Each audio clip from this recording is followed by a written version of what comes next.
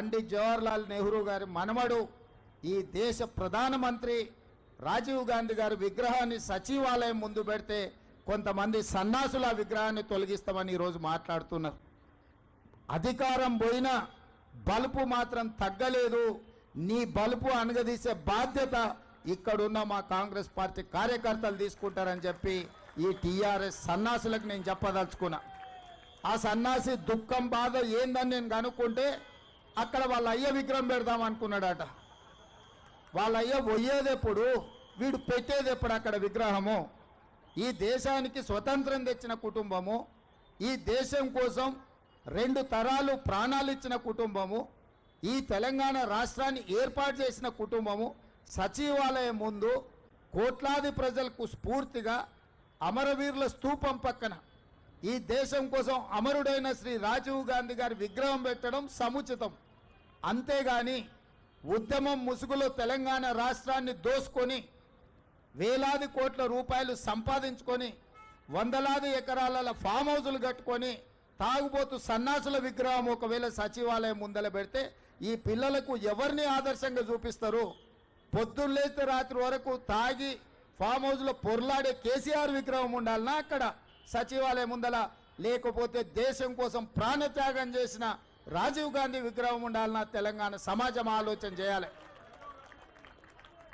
నిన్నటికి నిన్న సన్నాసి రాజీవ్ గాంధీ విగ్రహం తొలగిస్తే మేము అధికారులకు వస్తే అని అంటుండు. నేను ఒక్క మాట చెప్పదలుచుకున్నా. ఇక నాకు మంచి మాటలు రావు కానీ ఒక్క మాట అయితే చెప్పదలుచుకున్నా. ఎవడైనా శాతనైతే వచ్చి రాజీవ్ గాంధీ విగ్రహం మీద చేయి పెట్టండి బిడ్డ, చెప్పు దిగకపోతే చూస్తా నేను. నీ అయ్యా విగ్రహం కోసం దేశం కోసం ప్రాణాలు ఇచ్చిన రాజీవ్ గాంధీ విగ్రహాన్ని తీస్తావా నువ్వు? నీకు అధికారం అనేది కళలో మాట, కళలో కూడా నీకు అధికారం రాదు. అసెంబ్లీ ఎన్నికల్లో 39 సీట్లు ఇస్తే పార్లమెంట్లో వస్తే 7 సీట్లలో డిపాజిట్ పోయింది, 15 సీట్లలో 3rd ప్లేస్లో వచ్చిన సన్నాసి నీ పార్టీ మళ్ళీ అధికారంలోకి వస్తుందా?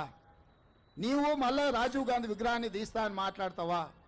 చింతమడకకు పోతావు బిడ్డ, నువ్వు అనుకుంటున్నావు ఈ చింతపండు అవుతుంది అక్కడికి గిన వస్తే. ఆయనకి ఇప్పుడు తెలంగాణ తల్లి గుర్తొచ్చింది. ఇన్ని రోజులు గాడిదలను కాసినవా? 10 సంవత్సరాలు తెలంగాణ తల్లి విగ్రహం పెట్టాలని సన్నాసి తెలంగాణ గురించి మాట్లాడే నైతిక హక్కు నీకెక్కడదని నేను అడగదలుచుకున్నా. అందుకే పెద్దలు బట్టి విక్రమార్క గారి అనుమతితోని డిసెంబర్ 9, 2024 నాడు సచివాలయం లోపలనే తెలంగాణ తల్లి విగ్రహం పెట్టే బాధ్యత మేము తీసుకుంటాం. డిసెంబర్ 9, 2009 నాడు యూపీఏ చైర్పర్సన్ శ్రీమతి సోనియా గాంధీ గారి నాయకత్వంలో ఈ దేశ ప్రధానమంత్రి మన్మోహన్ సింగ్ గారి క్యాబినెట్ మంత్రివర్గం శ్రీ చిదంబరం గారు తెలంగాణ రాష్ట్ర ఏర్పాటు ప్రకటనను డిసెంబర్ 9 నాడు ప్రకటించారు.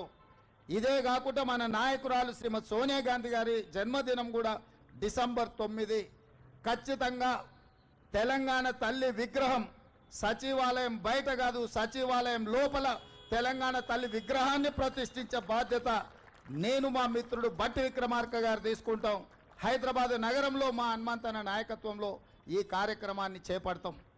మా చిత్తశుద్ధిని, మా నైతికతను ఏ సన్నాసి ప్రశ్నించాల్సిన అవసరం లేదు.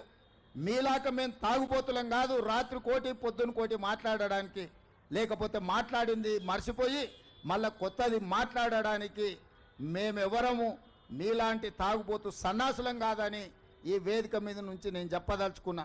నువ్వు ఎప్పుడొస్తావు రాజీవ్ గాంధీ విగ్రహాన్ని తీయడానికి? తారీఖు చెప్పు, మా జగ్గాన్నకి చెప్తా, మా జగ్గాన్న వచ్చి అక్కడ ఉంటాడు. అప్పుడు తెలుస్తుంది బిడ్డ నీకు రాజీవ్ గాంధీ విగ్రహాన్ని ముట్టుకుంటే ఏమవుతుందో అప్పుడు కానీ నీకు అర్థం కాదు.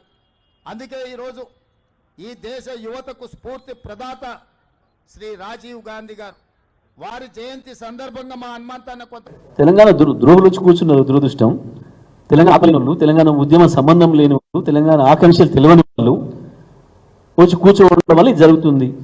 ఏమిటికండి రాజీవ్ గాంధీ? అసలు రాజీవ్ గాంధీ అనే ఆయనకు తెలంగాణ పదం తెలుసా? ఎప్పుడైనా ఆయన ఉపన్యాసాలలో ఎక్కడైనా ఆయన జీవితకాలంలో తెలంగాణ పదాన్ని ఉచ్చరించినట్టు ఎక్కడైనా చూపిస్తారా? తెలంగాణకు ఆయన ప్రత్యేకంగా ఏమైనా నిధి ఇచ్చిపోయింది ఏమన్నట్టు చూపిస్తారా? తెలంగాణకు ఆయన పీరియడ్లో ఏమైనా ఒక ప్రత్యేకమైన అభివృద్ధి కార్యక్రమమో ఇంకేమైనా పథకం ఇచ్చింది ఏమైనా చూపిస్తారా? ఎట్లా రిలేటెడ్ తెలంగాణకి? మేము రాజకీయ కక్ష సాధింపుల ఉండకూడదు, గత ప్రభుత్వం ఏదో పెట్టుకోనియండి అని చెప్పి దేని జోలి పోలే మేము. వాస్తవానికి ఆనాడే ఉద్యమకారులు కాసు బ్రహ్మానంద రెడ్డి గారి విగ్రహం పీకేస్తాము అని చెప్పేసి పోయాను.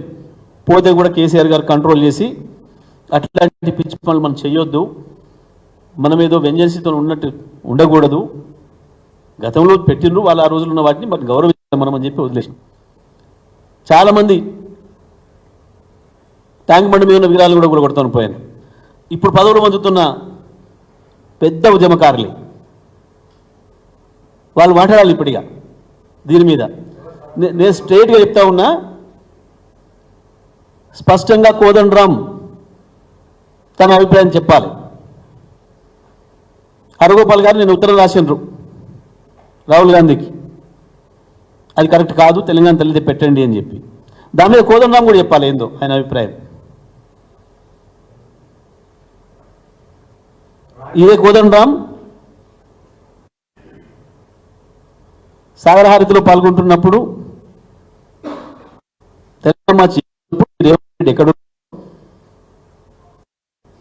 రేవంత్ రెడ్డి చర్యలు ఆ రోజు ఏముండెనో ఈరోజు కోదండరామ్ వాటి మీద తన అభిప్రాయం ఏం చెప్తాడో చెప్పాలి. పర్టికులర్గా ఈ విషయంలో, విగ్రహం విషయంలో కోదండరామ్ ఆయన అభిప్రాయం ఏందో చెప్పాలి ప్రజలకు.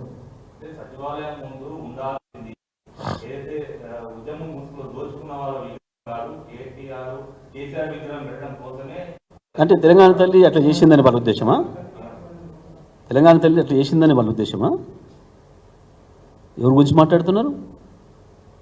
సోయిందా?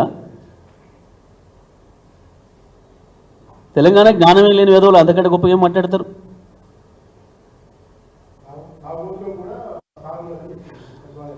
అదే దురదృష్టం. ఇప్పుడు అంత వాళ్ళు కూర్చురు కదా సమస్య, అంత వాళ్ళు వచ్చి కూర్చురు కాబట్టి సమస్య. ఈ చిల్లర మాటలు, చిల్లర చేష్టలు తెలంగాణ ప్రజలు కోరుకోవట్లేదు. ఒక ముఖ్యమంత్రి అంటే నుంచి ఇటువంటి రావాలని తెలంగాణ ప్రజలు కోరుకోవట్లేరు. ఇవాళ ఇది మా కర్మ అనే పరిస్థితికి వచ్చారు. ఇట్లా అనుకుంటే మేము మా నిర్ణయం కట్టుకునేది కాదు అనే నిర్ణయానికి వచ్చాను. ఒకటంటే ఒకటి ఏదన్నా ముఖ్యమంత్రి స్థాయి దగ్గర పదాలు ఉన్నాయా, మాటలు ఉన్నాయా?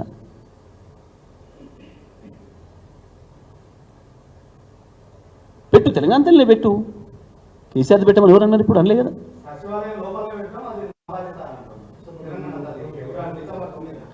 మేము ఇప్పుడు అక్కడ పెట్టిన జాగా పర్టికులర్గా ఆ రోజు తెలంగాణ తల్లిది అని మేము చెప్పినాము.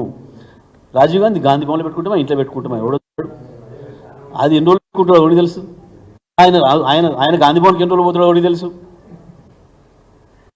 గాంధీ భవన్ ఉంటాడో అవతలికి పోతాడో, దాన్ని ఎదురుగా అనుకుంటా కదా ఆపోజిట్.